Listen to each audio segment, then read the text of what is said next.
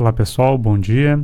Então estamos aqui novamente a dar suporte aos alunos da especialização em processos criativos, composição e performance da Universidade Federal do Pará, Faculdade de Música, Instituto de Ciências da Arte. Esse vídeo nós vamos dar suporte, tá, à pesquisa em música, que alguns alunos estão tendo algumas dificuldades em começar a estabelecer os seus processos criativos pareados com a pesquisa em música. E é uma ferramenta fantástica a pesquisa porque vai atualizando o estado da arte, né? Então a produção ela fica sempre associada às produções mais recentes possíveis e conversando também com as mesmas. Então eu estruturei aqui um pensamento para dar esse suporte e não na intenção de formar ou de dar um modelo, né, de caminho, mas uma alternativa, né? Uma alternativa para quem está, abro aspas, empacado, não consegue desenvolver ou tem muitas dúvidas de como proceder. Então, nosso curso ele é composição musical, também performance, a ideia é que isso se misture, né? Composição musical e performance. E claro, a pesquisa ela pode também estar aí associando essa mistura, bem como pode estar sendo desenvolvida somente no campo da composição musical ou somente no campo da performance. Então, uma primeira pergunta que pode ajudar a gente a refletir sobre como fazer uma pesquisa no âmbito da composição musical seria: que procedimentos composicionais comumente utilizo para compor? Essa pergunta ela não está indissociada da performance, tá? Ela é direcionada ao processo composicional, mas a performance acolhe essa pergunta também para poder fazer uma performance estudada, né? Bem como se dou relevância para questões rítmicas, por exemplo, dentro do meu processo composicional, que produções estão disponíveis. A gente está falando aí de repertório, né? A gente está falando também da produção acadêmica em artigo que fala sobre um dado repertório, né? Isso nos interessa muito. Claro, o meu processo de composição musical ele é singular. Que parâmetros devo abordar em formato de memorial? Ou seja, eu trago uma relevância no meu processo sobre as escolhas rítmicas, por exemplo, né? Então o meu corte de pesquisa vai dar ênfase a essas questões rítmicas, né? Uma escolha, quase que um caminho natural. Agora falando um pouquinho da performance, né? Qual o estado da arte da produção voltada à performance? Isso é muito importante, a gente fazer um levantamento bibliográfico do que está sendo produzido ao estudo de performance. Bem como que elementos da minha performance eu gostaria de sublinhar em memorial, né? São muitas as performances, são muitos os performances em diferentes instrumentos musicais ou até mesmo em corpo, né? Não tão somente voltado à música, e que a gente pode estar aí acolhendo esses elementos para a nossa escrita de memorial e para a nossa prática artística, tá? Então, gostaria de citar um exemplo, por exemplo, para que vocês possam procurar e refletir sobre. Jacques Brel, por exemplo, né? Um performer que utiliza do gesto como um elemento de comunicação com quem ele está trocando na relação performer-público, né? Então você dê uma olhada aí nesse artista que pode ser uma inspiração para a continuidade do seu trabalho. Bem como as performances de John Cage, né? Também é uma boa pesquisa. Por fim, o que propõe enquanto estudo de performance já foi feito? Então, melhor elaborando essa pergunta. Quando eu proponho alguma coisa, algum estudo, ele já foi feito, ele já foi executado por alguém, já foi dado início a essa pesquisa. Então a gente precisa saber qual é o estado da arte, né, do trabalho que a gente está propondo. Certamente eu não seria o primeiro a fazer uma pesquisa que enfatiza aspectos rítmicos, né? Certamente não seria o primeiro a falar sobre aspectos rítmicos nas diferentes construções do repertório dos diferentes séculos, né, que a gente conhece dentro da cultura ocidental. Então isso o estudo do estado da arte ele é um suporte fantástico para que a gente possa saber qual é o caminho que a gente vai seguir dentro do campo da performance, bem como do campo da composição. Então, pesquisa em música.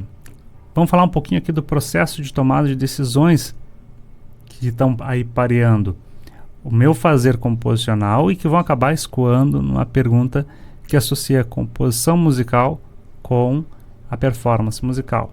Então, eu separo assim para ficar didaticamente inteligível. Agora, claro, a coisa não é tão separada assim, a gente sabe, né? Vamos pegar como exemplo a aleatoriedade, né? Sabemos aí de muitos repertórios que acolhem a aleatoriedade dentro do seu processo. Por exemplo, obras de John Cage, de Kohreuter, Vignoli, são obras... são as igrejas, né, da composição que acolhe a aleatoriedade como procedimento. Então é necessário sim que a gente escute, que a gente leia também o material que foi produzido sobre as obras destes, se eu quero trabalhar com aleatoriedade. Então poderia sim, se eu prezo por se no meu processo a minha primeira escolha, por exemplo, é a questão rítmica, uma possibilidade, escolhas rítmicas a partir da aleatoriedade. Então eu estou começando a recortar esse meu tema de pesquisa a partir do meu fazer. Tá? Então isso aqui a gente está fazendo com que você se enxergue dentro da sua pesquisa, né? Indo para performance, visto a aleatoriedade, as obras que eu conheci, que eu estudei, que eu pude compor, já me surge uma pergunta muito interessante. Como a aleatoriedade da escolha dos elementos rítmicos na composição de uma peça musical interfere na performance da mesma? Ou seja, eu escolho, enquanto compositor, alguns elementos, outros eu deixo eles no plano da aleatoriedade. E como esses elementos que foram definidos de forma aleatória interferem na performance musical, né? Isso é uma pergunta bem abrangente, tá? Que pode ser recortada para uma próxima pergunta, que também é muito interessante, né? Como a aleatoriedade na escolha rítmica interfere na gestão dos demais parâmetros. Poxa vida, eu não escolhi os elementos rítmicos, eu sorteei, né? Independentemente do modo. Então, como essa não escolha, né, ela vai interferir na construção melódica, na construção harmônica. Isso é uma pergunta muito interessante e claro que a partir da sua prática composicional você vai argumentar. Também campo da performance, né? Isso pode escoar também numa interpessoalidade no processo criativo, visto que você pode compor para outras pessoas. Então, construções a partir de aleatoriedades composicionais e performativas, ou seja, você pode também estar buscando aí processos que acolhem a aleatoriedade tanto no campo composicional quanto no campo performativo e explorar essa construção interpessoal, né? Essa troca das tomadas de decisões, né?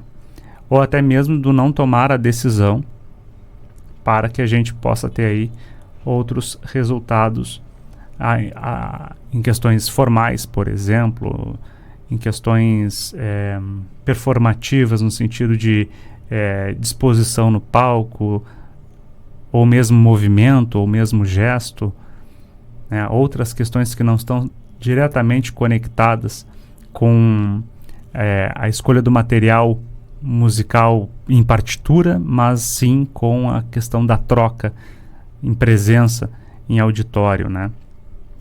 É uma possibilidade. Estamos aqui somente especulando para a gente poder botar nesse brainstorm aí o nosso pensamento em movimento. Então, eu gostaria de começar a associar o meu processo criativo à pesquisa.